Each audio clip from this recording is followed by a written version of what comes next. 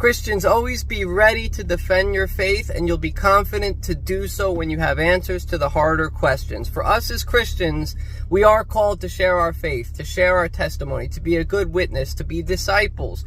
For me, that was super intimidating because I was always worried in the back of my mind, if I shared my faith, not only what would someone think of me, but what hard question would they ask in return? Would I be able to answer that question? Would I fail God if I didn't have a good answer? Well, this is a place that you can come, that I'm going to present those hard questions to you, the questions I've been asked, the things I've had to study on, because I want to give good answers when someone challenges my faith, not as a defense mechanism, but as an opportunity to show love to somebody else. It's so easy to sit in our little Christian bubble, in our little Christian circles and churches, and talk about how excited we are for heaven and God's blessings. But the reality is, it's a wicked, dirty world. And being a Christian is really tough. It's not easy in this world.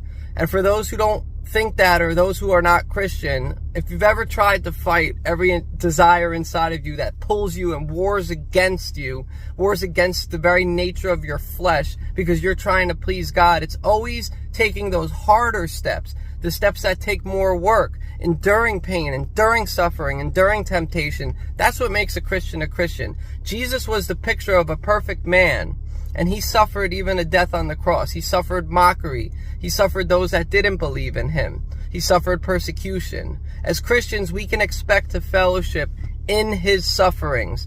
And so it's right for us to be prepared in our modern society, in our reality in 2025.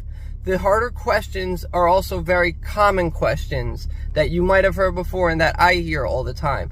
On this station, I will focus on answering those questions. That way your faith can grow, and you won't only not be worried to share your faith, but you'll be excited when you share your faith and those questions are asked of you, because you're going to have a good answer. I promise you, the evidence for God and the Bible far outweighs the evidence of atheism, agnosticism, Hinduism, Islam, and I'm going to go over those things one video at a time, one short at a time. So it's all going to be short little clips, but the whole point here is to consider and think about these things throughout your day, throughout your week. The more you ponder the truth of God's word and you weigh reality against it, the stronger and more confident you're going to be to share your faith. So if you're interested in that, if you want to have answers to the harder questions, jump on this channel.